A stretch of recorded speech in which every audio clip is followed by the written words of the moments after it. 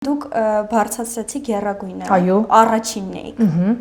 Ու այդտեղ մեր հայ ժողովուրդը, երբ որ պետք էր ուրախանար ու բոլորին ասեր, որ նայեք մեր հայրն է հաղթել է, այդտեղ քննարկում էին ձեր հագուստը եւ քննարկում էին ձեր ռուսերենի խոսացը։ Այն պարագայում, երբ որ պետք է կանգնեին բոլորը ասեին, որ բայց խի պիտի մեր հայը հայրեն պիտի խոսա ու իմ համար այդ բանը ոնց դուք հաղթահարեցիք։ Ես ես մի բան ասեմ, ես չեմ նկատել, որ իմ հագուստից ինչ որ մեկը կոնկրետ տվյալ պահին խոսեր, որովհետև ես ընդեղ այնպես պրոֆեսիոնալ մարդիկ են մարդկանց կերպարները կերտել ու ասում են սոնա շատ սիրուն ես այդ գլխի, նախ ասեմ, որ առաջ անգամ այդ գլխի աքսեսուարները ես ինքս եմ արել, այդ գլխի այդ գեղեցիկ այդ որ